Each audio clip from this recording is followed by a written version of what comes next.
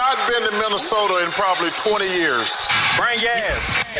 Welcome to Flagrant Howls, a Minnesota Timberwolves lifestyle podcast. Yes. Yes. Basketball. Basketball. Happy 4th of July weekend. Flagrant Howls. We got our guy Darren Doogie Wolfson from the 5 Eyewitness News Sports Department. Cheers to that. And we've got kind of a loaded show here. The Summer League roster just dropped, so we're going to get to the Wolves Summer League roster, which if you're a hardcore basketball fan, I mean, Summer League has become a blast, and the Wolves have some good young players. But let's start, gentlemen, here. It is a Reckless Speculation Thursday. Reckless Speculation. And yesterday, a couple things. So Damian Lillard, just unexpectedly available now. The Milwaukee Bucks desperately decided to use the stretch provision on him 2 days ago, meaning they dumped him to the curb as he's rehabbing his torn Achilles, and they took the 112 years remaining on that contract over 2 years, and they're stretching it for accounting purposes over 5 years to lessen the cap hits so they could make room to get Miles Turner. Super desperate move, and now Damian Lillard's available for whoever team. The Athletic reported that the Celtics, the Warriors, the Lakers are known to be among the many teams that could have interest. The odds report came out from Odds Shark, and it listed Heat, Blazers, his old team, Nuggets, Lakers, Warriors, Timberwolves on that list, and then New York Knicks, and then Doogie and Judd and Dex. Going to play you just a 30-second clip here from ESPN yesterday, NBA Today, and they asked Marcus Spears and the rest of the panel. Wendy was on the panel. They asked, who are your top 5 landing spots, in your opinion, for Damian Lillard? Number 1, the Minnesota Timberwolves. Whoa! Number 1. Okay. I just got Minnesota goosebumps. Timberwolves would Number be 1. an amazing pick. Woo! All due respect to Michael Conley. If they brought him in, running point next to Ant, imagine the shooting in that backcourt. Imagine the boost that Minnesota would get. Imagine Mike coming in behind him. Brian, you're looking at me. I see him. He's tapping his fingers. You're looking at me, That's something I hadn't Brian. considered. Wow. That's a good one. But he That's something I and haven't Ant-Man got a considered. relationship. Him to Minnesota, they were in the West Finals. Yeah. That could be big.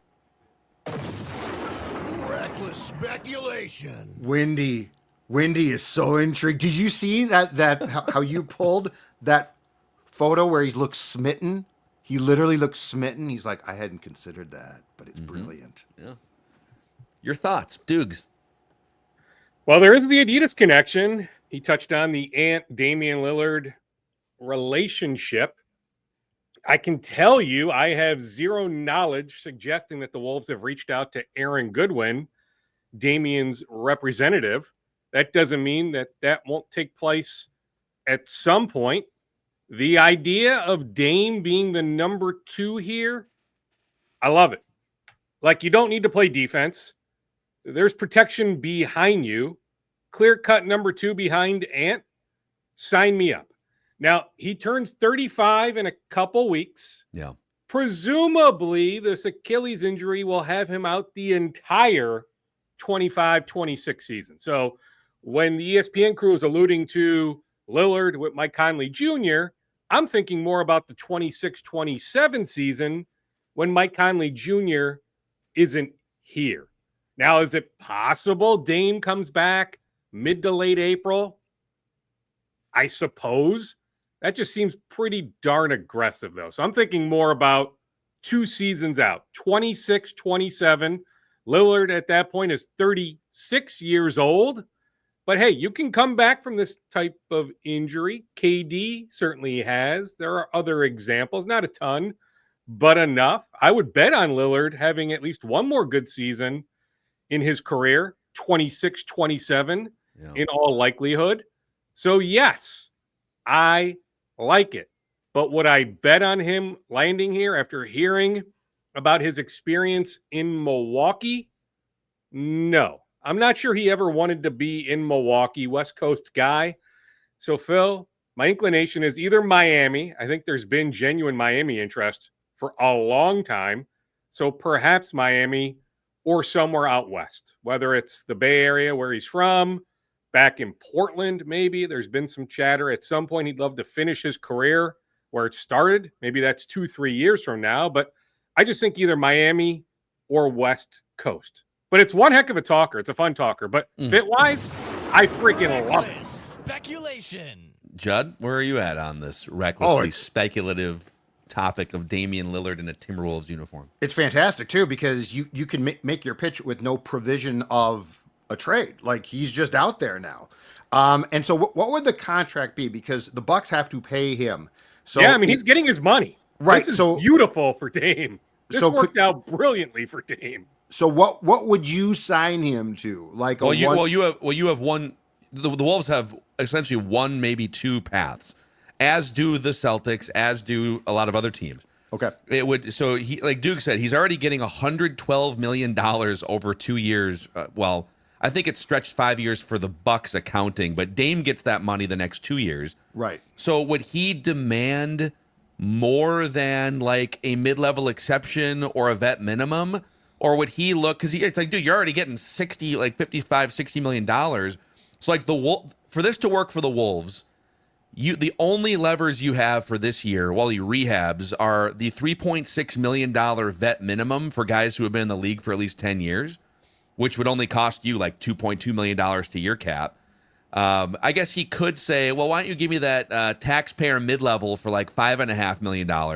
Those are the only two. Like, there's other teams that could offer like a full mid-level exception potentially, but he's rehabbing this year.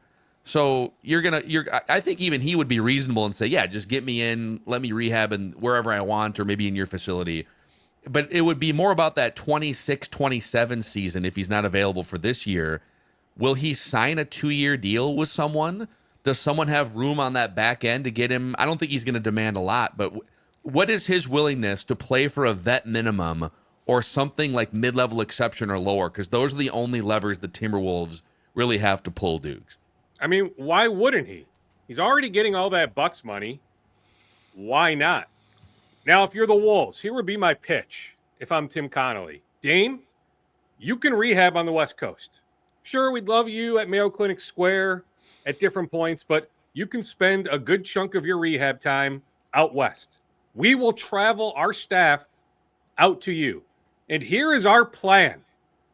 Our great medical staff, led by Greg Farnham and others, lay it all out for him. Here is how we will attack your rehab. You still have multiple good years left, but it has to be done the right way. And we feel like we can help you rehab this Achilles injury better than anyone else. To me, that's about the only pitch you can make if you're the Wolves. Now, whether he buys that, whether that's true, I mean, I have all the trust in the world in Farnham and his medical staff, but hey, the Warriors might be really good at rehabbing this type of injury. Miami might be really good. I don't know that, but I'm just saying if you're the Wolves, that to me would have to be the pitch. And it certainly appears like he wants to spend a good chunk of time on the West Coast, that he doesn't want to be here December, January, February if he's not playing. So allow him to rehab wherever the heck he wants to rehab. I still think it's a long shot, though. It sounded like the Bucks, in fact, one of the things that they balked at was he said, I want to go home and rehab. And they're like, we want you in Milwaukee, the beautiful city of Milwaukee. And he's in like, this case, Judd, you let him, whether it's the Heat, Warriors, Celtics, whomever, you let him rehab wherever he wants to rehab. But here's my question. Let's take out the locations potentially. If you're Dame, let's go theoretically through the teams that might pursue him. And let's, from his point of view, let's make a list of just flat out from a basketball winning standpoint, late in your career. There's not a lot of time left here. If you do that list, how do the Wolves stack up against the teams that might pursue him? Pretty darn good. That's what I'm saying. Right? Mm-hmm. When you are the clear number 2 option behind what we believe by the 26-27 season will be a first-team All-NBA player. That Ant is knocking on the door of being first team, knocking on the door of finishing top 3 in MVP voting. There's nothing to suggest to us that he's not going to ascend to that level. So if you're Dame with the protection behind you, Jaden McDaniels still here, Rudy Gobert still here, you don't need to play a whole lot of defense. Yes, you're being asked to play defense, but in theory, you've got so much protection behind you. I mean, would he have that with the Warriors? Okay, hometown, but would he have that in the Bay Area or close to his hometown, Oakland, whatever, you know what I mean, San Francisco? Would he have that with the Warriors? Right. Not so sure. Does he have that with the Celtics? Okay. He's got championship cred around him in Boston, but does he have that with Boston? Miami? Okay, Adebayo. But are you winning in Miami? The easier of the two conferences. I'll say that. I mean, I don't think that's changing in the next couple of years. So when thinking about 26, 27, I still think the West will be better than the East. So maybe a little bit you're thinking Miami. But yeah, from a basketball standpoint, Judd, I'm telling you, I'm with Mark Spears on this. Like, this would be as good a situation as any. It really would be. This is, it's kind of crazy is the new CBA with the apron penalties and everything that's been so frustrating for general managers, pobos, and even fans and media trying to decipher everything, the Declans of the world. This situation is like a super team cheat code for the new CBA, where you just you get a desperate franchise like Milwaukee that says, oh man, well, this guy makes a ton of money and he's not playing next year, and we have 1 year to maybe keep Giannis engaged before he officially demands out. So they panic and they get rid of him. And I get that Dame is not likely to come back from this injury at age 36 a year from now, the same player he was when he was 29. But he's still probably going to be very, very good and would ordinarily still cost you $50 or $55 million, which is a really hard thing to fit in the puzzle to make a championship team in today's NBA with depth.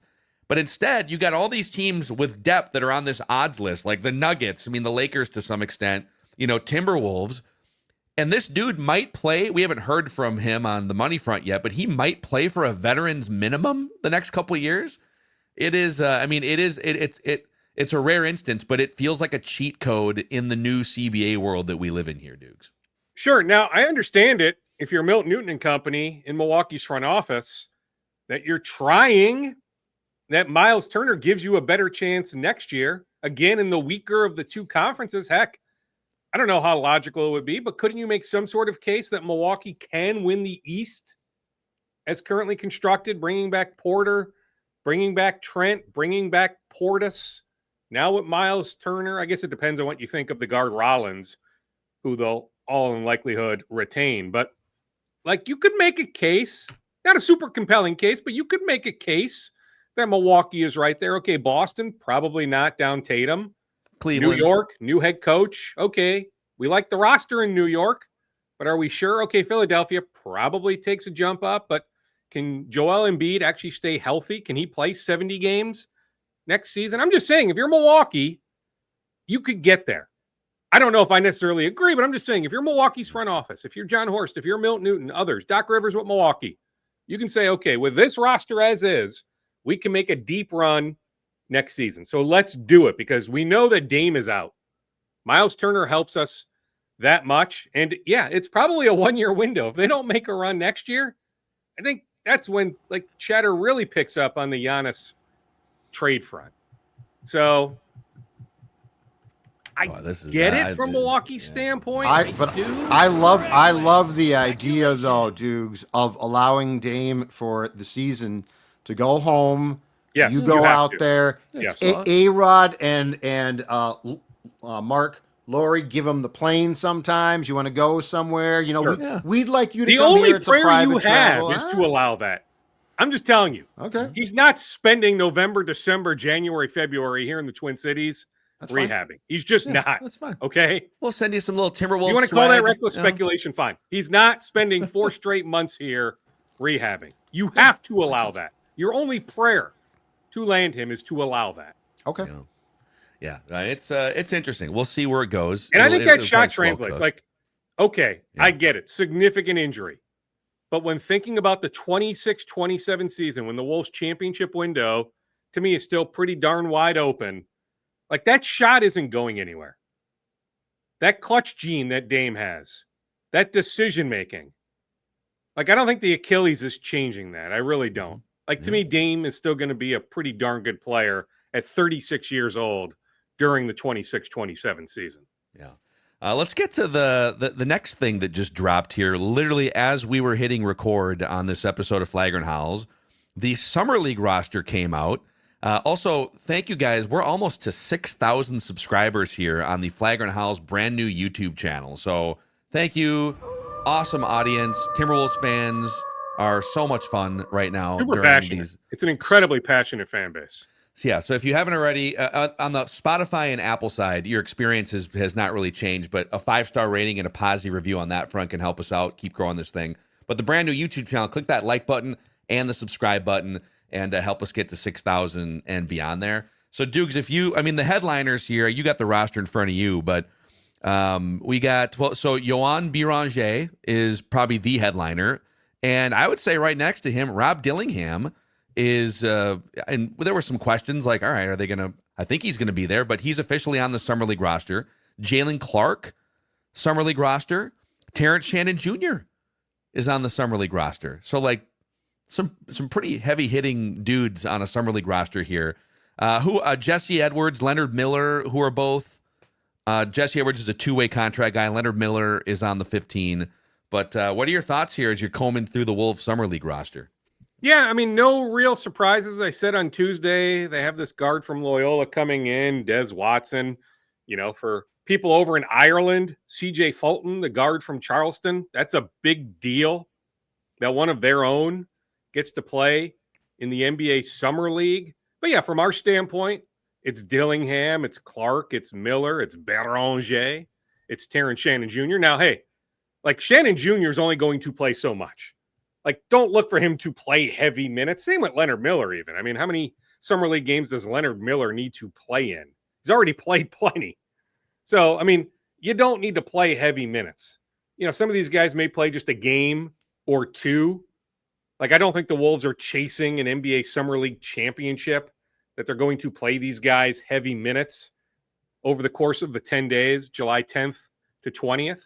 But yeah, like the opener, 1 week from today, July 10th, yeah, it'll be fun. I imagine most of these guys will play at least a little bit. Now, hey, we may find out at some point, a Jalen Clark came out there just to practice. Yeah. Then I'm not sure like all these guys are going to play in the actual games. I feel like Jalen Clark would be clamps in the. He's clamps against Oklahoma City in the regular season. I feel like he'd want to play though. He's the type of guy to me that would like insist on playing. Slap the floor, baby. Yeah. But yeah, otherwise, Kevin Hansen, capable coach, so he'll be the head coach. Nothing else really jumps out to me. These are must-watch games, though, Dukes, because if they're going to play Beranger alone, I just like saying the name, but for Yohan alone, like and July Dillingham. 10th, yes, that's what I was going to say. What's the importance here for Rob as far as like I get that it's an entire body of work during the summer. So, but like, what's the importance here too to see the gradual steps he's taking? Because going into training camp, if they don't acquire another guard, which I think they probably will, but if they don't, it's going to be really interesting to watch. And I feel like this could at least be part of the story, a chapter of his development into playing a lot more next season. Well, number one, don't get hurt. The way he takes it to the basket, I don't want him getting hammered and very Judd-like of you. Thank you. Yep. Bad fall in his back or something like that. So to me, that's tailbone. That's number one. Like Rob, on July 21st, hopefully you are 100% healthy. Otherwise, just the decision making. Can he limit the turnovers? I get it. The resistance isn't necessarily there in Summer League. The talent to offer that resistance isn't necessarily there in Summer League. But just showing some level of, knowledge of running the offense and just making shrewd decisions for the most part. If he's taking good shots, but he ends up shooting 4 for 12, okay, so what? Fine, right? I'm more looking at, okay, is he getting to where he needs to get those shots off? I'll worry about makes and misses later. Is he making the right decision, the right read, the right pass? Is the defense there? Is the compete level, the effort there? But I'm telling you, just please stay healthy. For all these guys, stay healthy. Yeah, health is, that's the number one thing. But like with Dillingham, he struggled. Like Summer League was problematic for him, and it was kind of foreshadowing just that he's maybe not ready to just step into the rotation.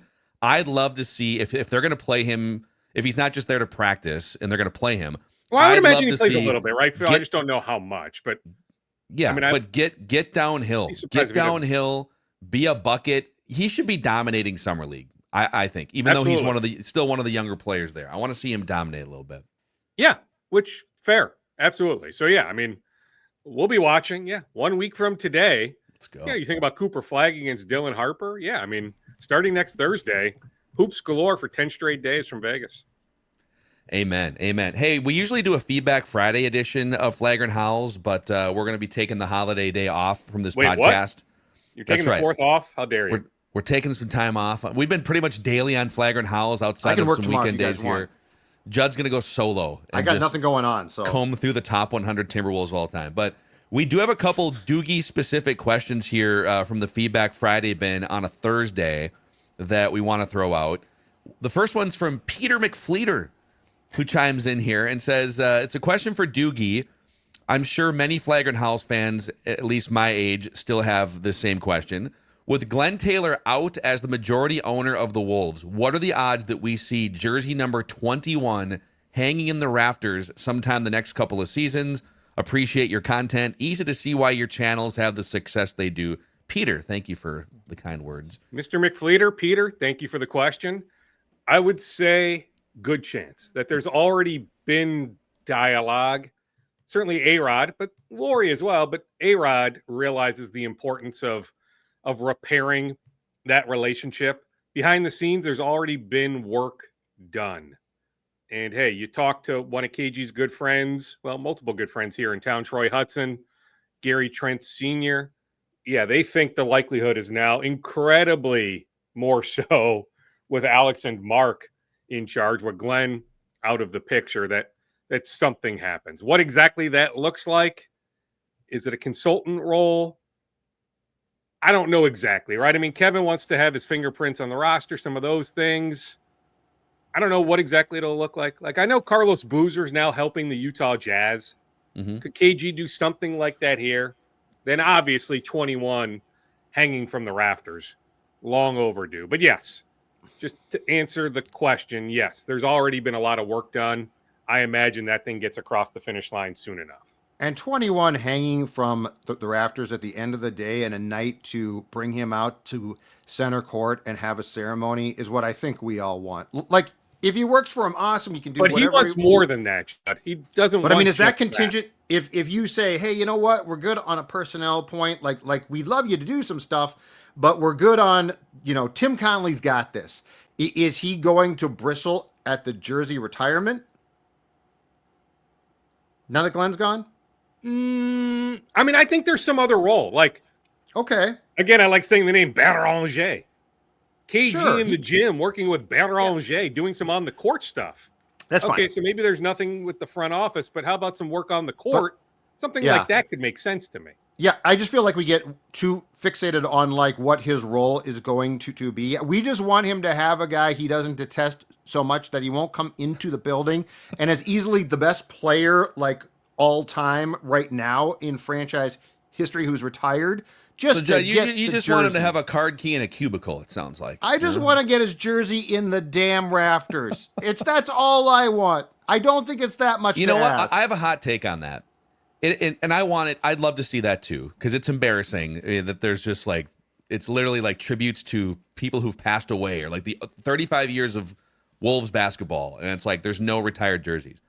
But it's kind of sad and pathetic that the Boston Celtics have had that jersey hung for multiple years before the Timberwolves are going to get around to it. And it's on KG right? too. So, it's on KG too. Yep. Glen Taylor is on the record. You can go back to the Scoop podcast years ago. He has laid it out. The invite was extended multiple times, right? So the Wolves tried to get this done. But yes, bottom line, it is pathetic, right? And hey, like Hall of Fame wise, right? Like you think all of it, you think actually more nationwide Boston Celtics. It's unfortunate. Here locally, maybe not as much, but I'm just saying nationwide, KG is way more associated with the Celtics than he is the Wolves. I feel like the fan base here, though, has been the kids in the middle of a divorce, right? Like, KG's fighting with Glenn, and look, Glenn screwed up too, big time. I like KG's promised things by Flip. Flip passes away tragically, and Glenn's like, "Oh, sorry, I'm good," but like, dude, the fan base is what loved you. Like, those are the people. You wouldn't have come back here. Your jersey isn't going to be raised to the rafters because of Glen Taylor. It's going to be raised there because people loved you, and you did until now symbolize the only success this godforsaken team has had. So that's my starting point. If he gets a cubicle, fine. If he doesn't, fine. If he helps out Beranger, fine. But just let's get a jersey up there that's not there, basically because of tragedy. Yes, and hey, like in the end, I think he will grasp that. Those around him will convince him of grasping that, yeah, I eventually see this happening. I don't know if it'll be like third home game in November, but yes, like at some point here, relatively soon, absolutely see 21 hanging from the rafters, rightfully so. Yeah. Okay, one more Feedback Friday on a Thursday question here for Dukes. A bunch of people emailing in wanting to know, because the Wolves have the 2 open roster spots, and it's mostly like vet minimum contracts that they can offer. But people want to know about Malcolm Brogdon. He's still sitting out there as one of the best free agents available. Now, he's been making $22 million a year up until his contract expiration. But and I feel like he's probably worth, if someone has part of a mid-level exception left, like he should have offers for more than like the $3.6 million vet min. So maybe the Wolves can offer him the taxpayer mid-level for 5.5. But Malcolm Brogdon, your thoughts? Yeah, I mean, I like the idea. I mean, some sort of capable ball handler, another vet, sign me up. The Wolves do have a good relationship with his representation, Austin Brown, Ty Sullivan. I think you need to do some convincing, though, for Malcolm to come here. What exactly is his role? Why Minnesota? Yeah. How hard would it be to see guys like Tyus Jones making more money, Ty Jerome making more money? That if you're taking less than Tyus, like, are you coming here to Minnesota or is it somewhere else? But the idea of some protection, now I get it. Like, let's take the kiddie wheels off Rob Dillingham. Like, he needs to play next season. I fully get that. But, like, to me, Mike Conley Jr. isn't playing 75 games. And he's not playing 25 minutes a night. So it's more like 20-ish minutes a night and maybe like 68 games, something like that. So there's still minutes to be had. Now, like Spencer Dinwiddie came off the board the other day, off to the Hornets.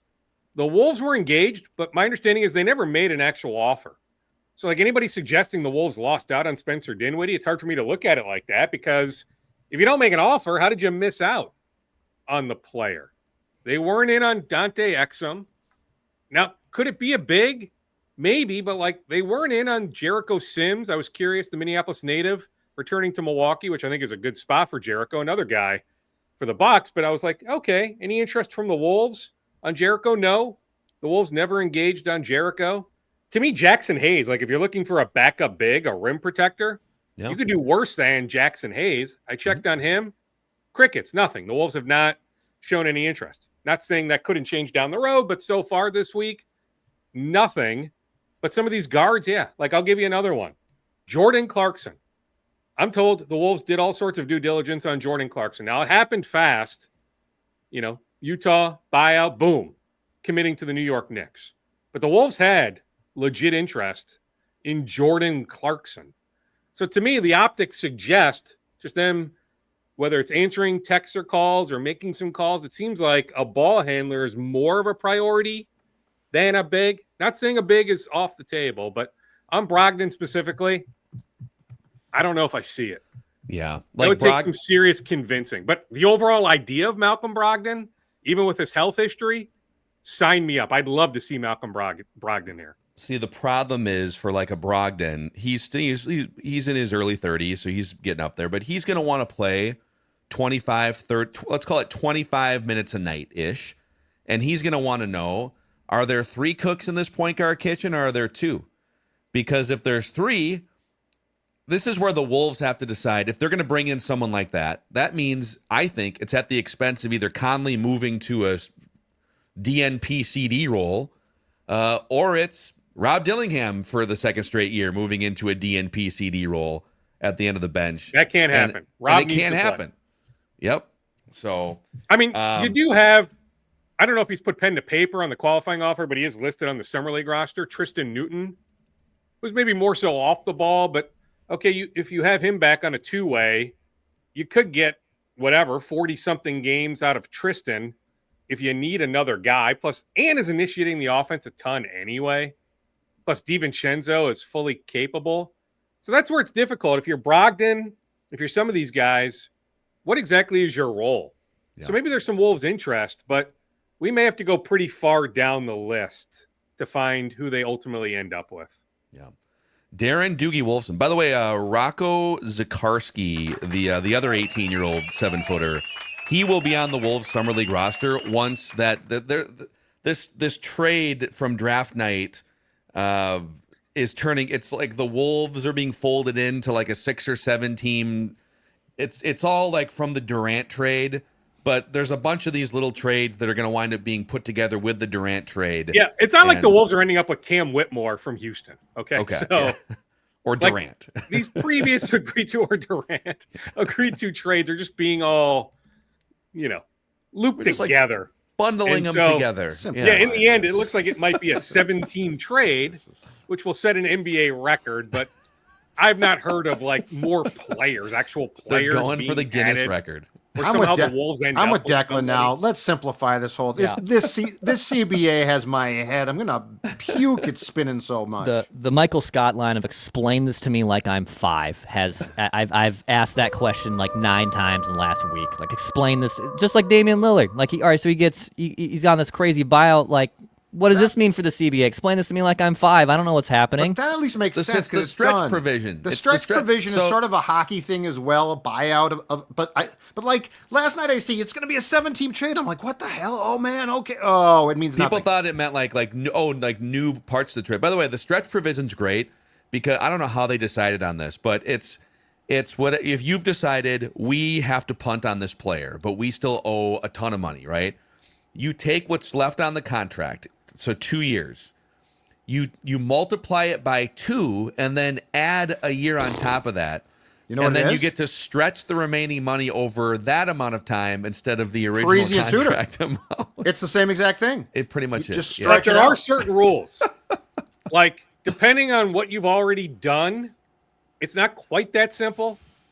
Like, I would need to research this, but I'm not sure, hypothetically, if the Wolves wanted to stretch Dex, look it up. Rudy Gobert right this second. I'm not making this up, Phil. I'm not sure they could. They can't stretch Gobert. Well, he can't be stretched. He's too big now. You can't just he's 7 foot grab plus. anybody and stretch. There are certain rules you need to follow. The CBA, the cap is just... Can't catch that CBA either. It is freaking nuts. It is. But I'm just saying there are certain rules attached. Now, obviously, Milwaukee was able to do it, but I'm just saying it's not quite that simple. Just take that for whatever it's worth. One other note before I leave you. Yeah. So Dante DiVincenzo is extension eligible. Logically, I mean, this makes sense, but I did check. There haven't been any extension talks to date. Maybe later, right? And I've told you, I will bet on Dante DiVincenzo having a much better year next year. That I feel like what we saw 2 years ago in New York is still very much there. I'm a big Dante DiVincenzo fan. Yeah. But so far, there haven't been any extension talks. Love it, Dukes. Great stuff. Enjoy your holiday weekend, and we'll catch up with you. Doogie, by the way, you can find him regularly on Flagrant Howls, and going forward to once we get closer to training camp, you'll find him on Purple Daily with us. Information, speculation, and some pontification. I like it, boys. And 1 week from tomorrow, reminder, that's the big A-Rod Laurie Day in Vegas. Let's go. Party on. All right, Dukes. We'll talk to you soon. This is Flagrant Howls. Have a good 4th, boys. See ya. A Timberwolves lifestyle podcast. Basketball.